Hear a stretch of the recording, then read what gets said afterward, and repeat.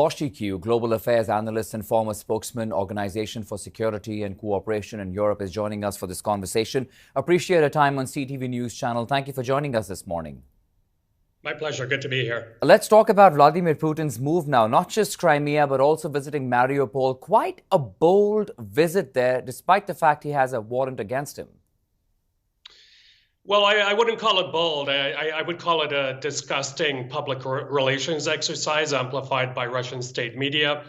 This is basically a war criminal visiting the scene of his war crimes. Let's remind everybody what happened in Mariupol. A maternity hospital number 3, last March, a year ago, was bombed during a ceasefire. Around that same time, the Russians also bombed that theater in which many women and children were seeking shelter, in which right in front of the theater, the word children was spelled out in Russian.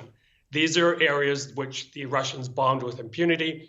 Many children were killed. And just quickly, Mariupol is also the city where a lot of children were forcibly deported to Russia, for which the ICC indictment has been issued.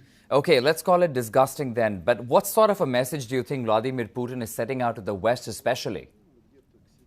Well, he's trying to, obviously send out a note of defiance to the West. But let's be clear about this. It happened very secretly. Yes. It happened in the pre-dawn hours. He was there for a very short time.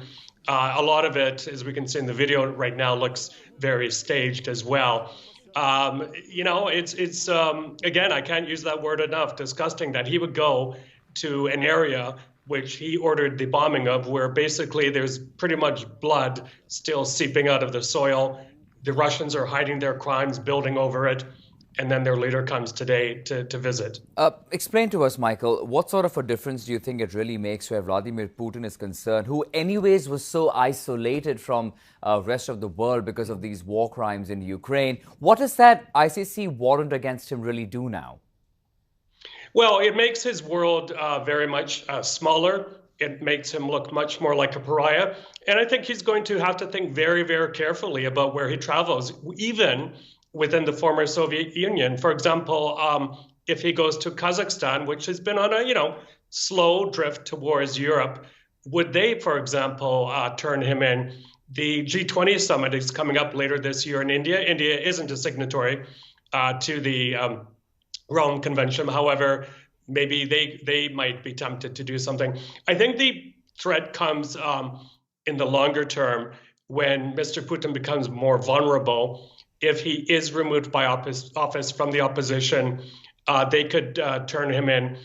A lot of us would like to see this move very quickly, but as one ICC official said, justice delayed is also can also be justice delivered.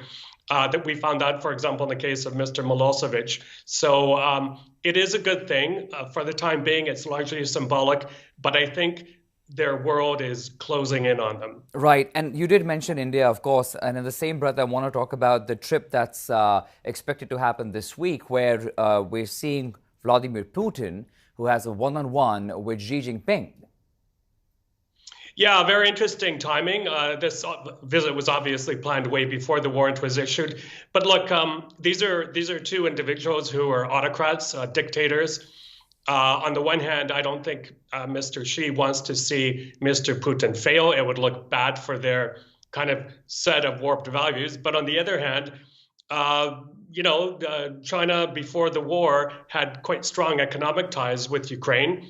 It has economic ties with a lot of countries of which Ukraine is related to. So I think from being based in Asia for so long as I have and visited China, I know the Chinese mindset very well. They're very pragmatic. And when it comes to their economy being hurt by this war, and it isn't doing very well at the moment, they may take a different course of action than we all expect.